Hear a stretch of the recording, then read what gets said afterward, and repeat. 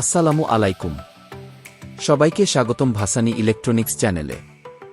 আজকের ভিডিওতে দেখাবো কিভাবে একটি পুরাতন ইউপিএসের ট্রান্সফরমার ব্যবহার করে শক্তিশালী একটি ইনভার্টার তৈরি করা যায়। পুরো সার্কিট, কানেকশন, টেস্ট এবং লোড পারফরম্যান্স ধাপে ধাপে দেখাবো, তাই ভিডিওটি শেষ পর্যন্ত দেখুন। চলুন শুরু করা যাক। আমি এখন দেখাবো কানেকশান। এটা হচ্ছে আমাদের সার্কিট হইতে ট্রান্সফর্মার হইতে নিউট্রাল তার, যেটা আমাদের আউটপুট সকেট পর্যন্ত গিয়েছে নিউট্রাল তার। এটা ট্রান্সফর্মার নিউট্রাল প্লাস সার্কিটের নিউট্রালে সংযোগ হয়েছে। তারপরটা হচ্ছে আউটপুট 240 ভোল্ট ইনভার্টার। এটা হচ্ছে আমাদের সম্পূর্ণ আউটপুট, এর জন্য একটা ফিউজ ব্যবহার করা হয়েছে ইনভার্টারের আউটপুট, এবং এটা আউটপুট সকেটে সংযোগ হয়েছে।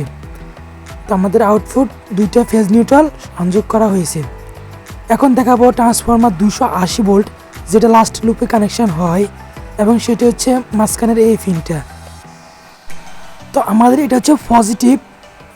আমার কাছে কালো কালারের তার থাকার কারণে আমি ওইভাবে সংযোগ করে রেখেছি। এটা হচ্ছে আমাদের পজিটিভ, ব্যাটারি পজিটিভ।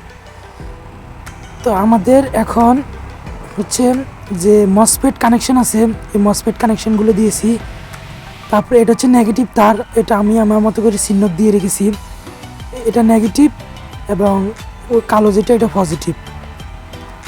এখানে ওভারলোড কয়েল দেওয়া আছে, এটা একটু সমস্যা হয়েছে সার্কিটে, তাই এটা চার্জিংয়ের সমস্যা, তাই আমি এটাকে শুধু ইনভার্টার হিসাবে আউটপুট নিতে পারছি। তো দোকানের জন্য এটা বানিয়েছি, এবং আমি দোকানে কিছু লাইট ফ্যান টেস্ট করি যা ইনভার্টার দিয়ে সম্ভব। তো এটা হচ্ছে কিছু পার্টস জ্বলে গেছে, আমি এগুলো আবার রিকভার করা হয়েছে, এবং সার্কিটে শুধু চার্জিং সমস্যা, তাই আমি এটা দিয়ে শুধু ইনভার্টার তৈরি করেছি। এটা দিয়ে আমি আউটপুট নিতে পারবো, কিন্তু চার্জ দিতে পারবো না, ব্যাটারিতে কোনো চার্জ ঢুকবে না। তো আমার এখানে কানেকশান প্রায় কমপ্লিট। এখন আমাদের মিটারটা চলবে।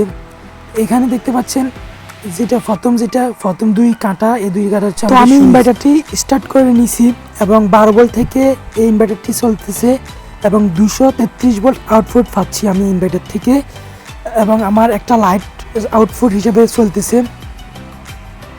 তো এই হচ্ছে আমার লাইটটি সুন্দর মতো আলো দিচ্ছে মেশিনটি। এখন আমরা দেখাবো অ্যাম্পিয়ার মিটার দিয়ে কত অ্যাম্পিয়ারে ব্যাটারিকে ডিসচার্জ করতেছে 12 ওয়াট লোডে। যে লাইটটি চলতেছে ওই লাইটের অ্যাম্পিয়ার এটা ডিসচার্জ করতেছে। এখন শূন্য লোডে মাত্র 75 মিলি অ্যাম্পিয়ার ডিসচার্জ করতেছে ব্যাটারিকে, দেখতেই পাচ্ছেন। এখন কোনো লোড নাই, শুধু ইনভার্টারটা রান হচ্ছে। ইনভার্টারে কোনো ফ্যানও নাই, শুধু ইনভার্টার। 237 ভোল্ট দেখতে পাচ্ছেন। তো আমি আমার ইনভার্টারটাকে এখানে ইনস্টল করে নিছি। ওকে, এটা হচ্ছে নেগেটিভ এন দেওয়া আছে, নেগেটিভ লাল তার দেওয়া, আর এখানে এটা হচ্ছে পজিটিভ, এই হচ্ছে ইনভার্টারের তার পাওয়ার দিয়ে দিছি। এখানে একটা লাইট জ্বলতেছে, এম্পিয়ারের মতো ডিসচার্জ করতেছে ব্যাটারি থেকে।